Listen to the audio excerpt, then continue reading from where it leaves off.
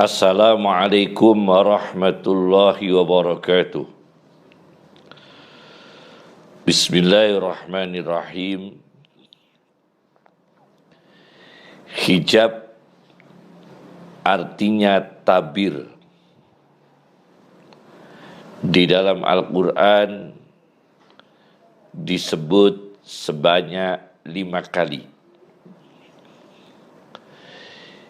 Yang berkaitan dengan tabir yang dipakai oleh wanita sebagai tabir antara wanita dan laki-laki yang bukan mahramnya terdapat dalam Al-Quran 2 kali. Pertama, surat Maryam ayat 17. Allah Subhanahu wa ta'ala berfirman, "Fattakhadat min dunihim hijaba." Maka Siti Maryam membuat min dunihim dari hadapan mereka hijaban tabir. Ayat ini menunjukkan bahwa hijab itu sudah dipakai oleh Siti Maryam. Yang kedua, di dalam surat Al-Ahzab ayat 53, fas'aluhunna min wara'i hijab. Maka memintalah kepada istri-istri Nabi dari belakang hijab. Jadi hijab itu tabir. Maryam sudah pakai tabir, istri-istri Nabi sudah pakai tabir. Dua-duanya disebut hijab. Yang kedua, dalam Al-Quran ada kerudung. Tetapi tidak dalam bentuk mufrad, tapi dalam bentuk jamak. Terdapat di surat An-Nur ayat 31. Waliyadribna bi khumurihinna ala juyubihinna.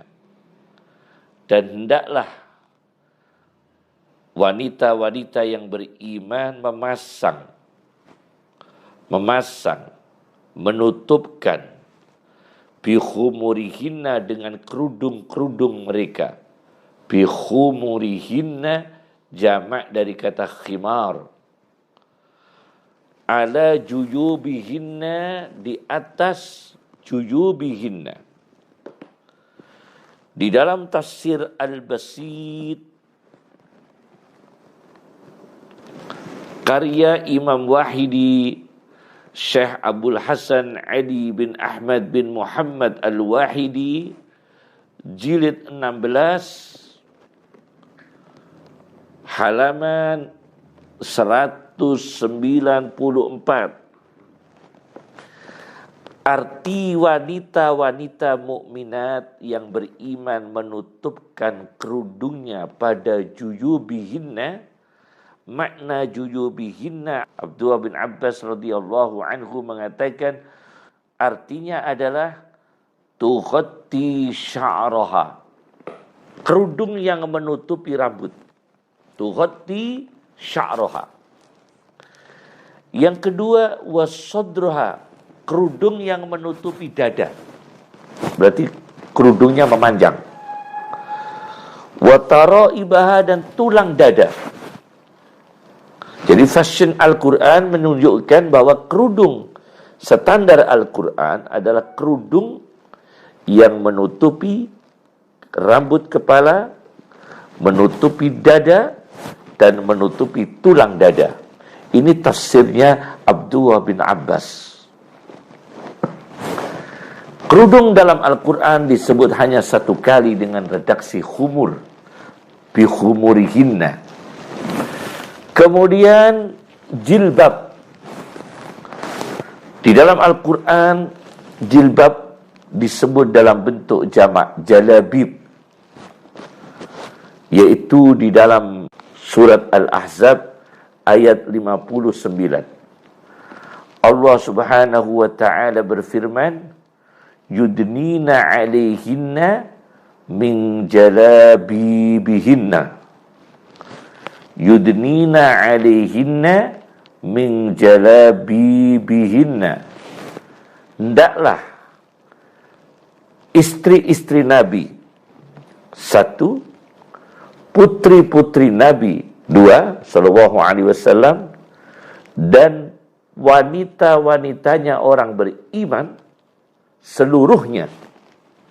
Yudnina, hendaklah mendekatkan, menutupkan, alaihinna, atas tubuh mereka, atas badan mereka, atas fisik mereka, min jalabibihinna, dari jilbab-jilbab mereka. Apa yang dimaksud dengan jilbab? Ahli bahasa Arab dan ahli kamus Arab yang terkenal, Raghib Al-Asfahani, kebangsaan Iran, di dalam kamusnya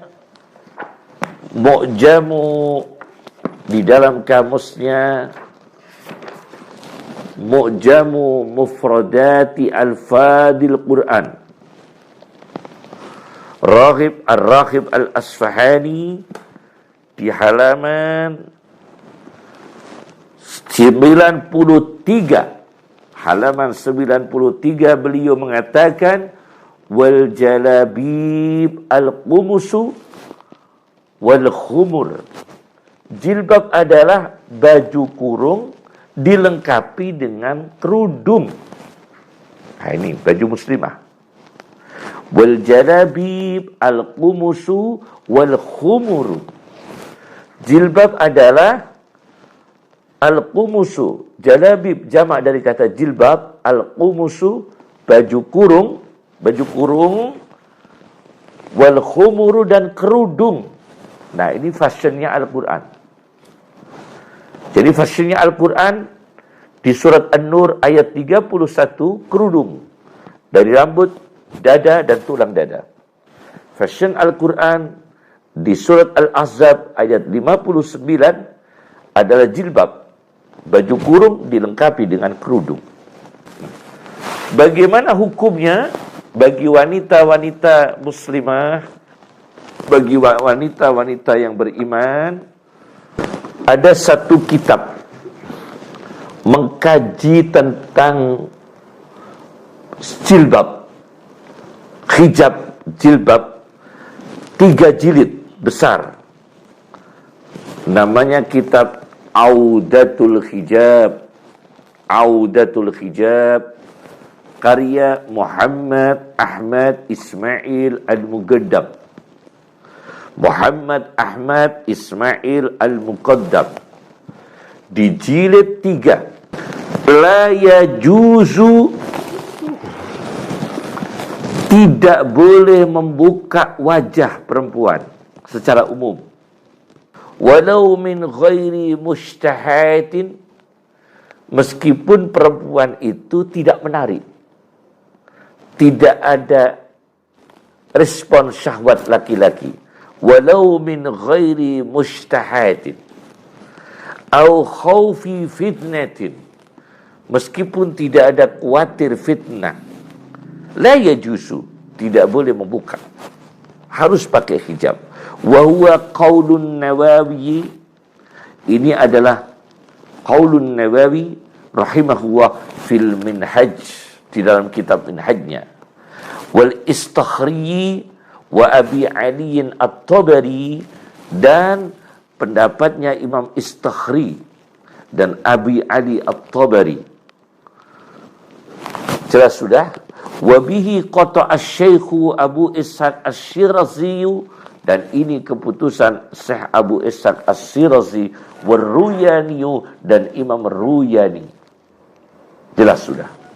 Artinya secara analogi, beliau-beliau ini meskipun tidak ada fitnah dan perempuannya tidak menarik, ghairi mustahad, tidak menyebabkan syahwat laki-laki, itu saja pakai hijab. Ya, jelas sudah. Ya. Kemudian Bagaimana istri-istri Nabi sendiri sallallahu alaihi wasallam? Apakah pakai jilbab? Istri Nabi. Apakah istri Nabi sendiri sallallahu alaihi wasallam pakai jilbab? Saya baca di dalam kitab At-Tabaqatul Kubra karya Ibnu Sa'din, sebuah referensi kitab hadis yang diakui. At-Tabaqatul Kubra karya Ibnu Sa'din jilid 8. Jilid 8, di situ dijelaskan suatu ketika Rasulullah sallallahu alaihi wasallam pernah terjadi menceraikan Hafsah binti Umar radhiyallahu anha. Pernah Rasulullah itu menceraikan Siti Hafsah radhiyallahu anha. Karena sudah diceraikan, suatu ketika Rasulullah mendatangi lagi. Faja'a Rasulullah sallallahu alaihi wasallam fadakhala 'alaiha. Rasul masuk menemui Siti Hafsah. Karena Hafsah sudah diceraikan, tidak membuka kepala.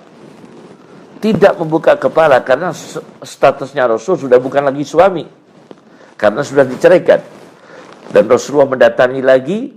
Faja'a Rasulullah sallallahu alaihi wasallam fadakhala 'alaiha. Rasulullah masuk dalam arti menemui Hafsah radhiyallahu anha.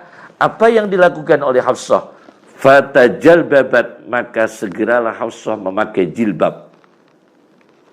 Faqala Rasulullah sallallahu alaihi wasallam, kemudian Rasulullah mengatakan kepada Hafsah bahwa Jibril datang menemui saya, kata Rasulullah sallallahu alaihi wasallam, dan saya diperintahkan untuk rujuk kembali dengan kamu Hafsah.